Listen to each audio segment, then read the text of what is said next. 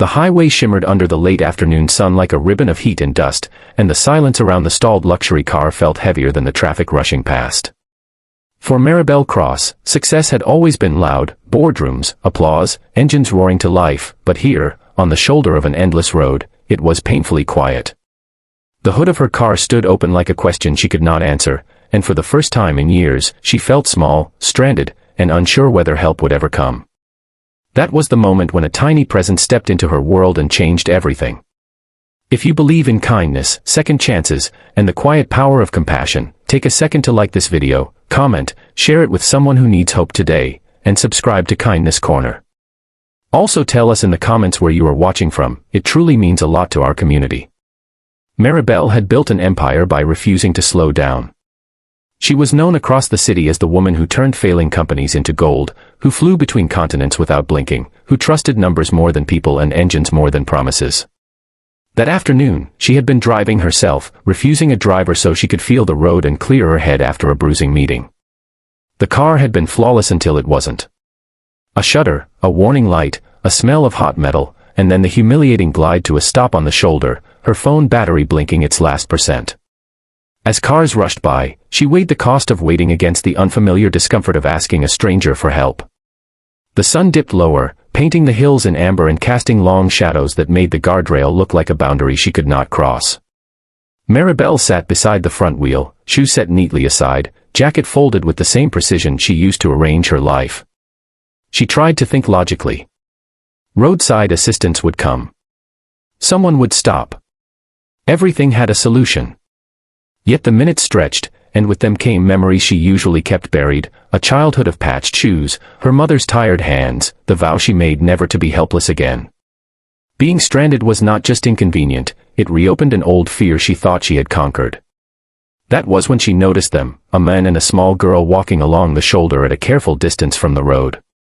The man's posture carried the wear of honest labor, his hands rough, his shirt faded by many washes. The little girl moved with a seriousness beyond her years, pointing occasionally at passing cars as if studying the world. They slowed when they reached the open hood, not with curiosity, but with concern. The men paused, scanning the road, measuring risk the way people who live close to it learn to do. Maribel felt an instinctive urge to wave them on, to protect the thin wall between her life and theirs, but the girl stepped closer with an unafraid steadiness that startled her. The child was named Anaya, though Maribel would only learn that later. In that moment, she was simply a small figure in a simple dress, eyes bright with focus, arm raised to indicate the silent engine. There was no judgment in her gaze, no awe at the badge on the car, only the practical attention of someone who saw a problem and believed it could be fixed. The men hovered nearby, ready to pull her back if danger came too close, yet he allowed her that one step forward. Something in the air softened. The noise of the highway receded. Maribel found herself meeting the child's eyes, expecting pity or fear, and finding instead a calm certainty. The assurance the girl offered did not come as a boast or a miracle, but as a simple belief that help existed because people existed. The idea that her father could fix what was broken landed in Maribel's chest with unexpected weight. She had spent years believing that only money, influence, and control could solve problems. Here was a child who believed in hands, patience, and the willingness to try.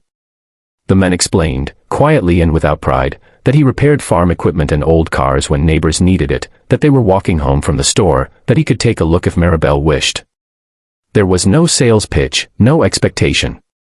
Just an offer. Trust did not come easily to Maribel, but something in the girl's steady pointing and the man's careful movements cut through her defenses. She nodded. The men examined the engine with the focus of someone who listened to machines the way others listen to people. He checked connections, traced lines, and wiped his hands on a cloth worn thin by years of use. Anaya stood nearby, her small finger tracing the outline of the car's shape in the air, as if mapping a path back to motion. Time passed differently then, measured not in minutes but in breaths. When the man asked for a tool he did not have, Maribel felt a flicker of helplessness again, quickly followed by relief when he adapted, improvising with calm creativity. The engine did not roar to life right away. There were moments when it seemed impossible, when the sun slid closer to the horizon and the road grew colder. Maribel watched, aware of the strange intimacy of the scene, a woman accustomed to command sitting on asphalt, a man working without expectation, a child believing without doubt. In that fragile triangle, something shifted inside her. She thought of the people she had overlooked, the hands she had never shaken, the voices she had tuned out because they did not speak her language of profit and speed. When the engine finally caught, it did not announce itself with drama. It hummed, tentative and alive, like a promise whispered rather than shouted. Relief washed over Maribel, followed by gratitude so sharp it surprised her. She reached for her wallet, instinct guiding her toward compensation, but the man gently refused with a shake of his head that carried dignity, not pride. He accepted instead a bottle of water and a heartfelt thank you, and Anaya accepted a smile that mirrored her own belief that the world could be kind if you let it. They parted as simply as they had met. The man and the girl continued down the shoulder, their figures growing smaller against the glowing hills. Maribel sat for a moment longer, hands on the steering wheel, breathing in the quiet. She did not drive away immediately. She watched until they disappeared, carrying with them a lesson she could not ignore.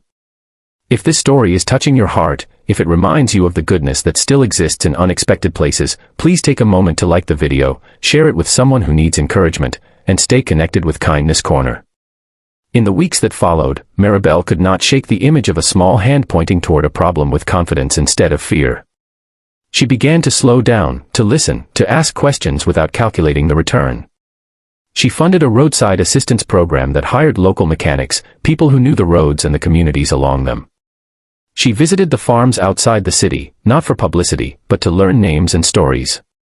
When she finally found Anaya and her father again, it was not with fanfare, but with a quiet thank you and an offer of support that respected their independence. Before we reach the end, leave a comment sharing one moment when a stranger's kindness changed your day. Your story might inspire someone else. On another golden afternoon, Maribel drove that same highway, the engine steady, the road familiar yet transformed. She no longer saw it as a stretch to conquer, but as a place where lives crossed and meaning could be found in a simple gesture. Somewhere ahead, a child would point toward a problem and believe in a solution, and because of that belief, a woman learned that wealth was not the absence of need, but the presence of care. If this story moved you even a little, please engage with it from the heart. Your likes, comments, and shares help kindness travel farther than any car ever could.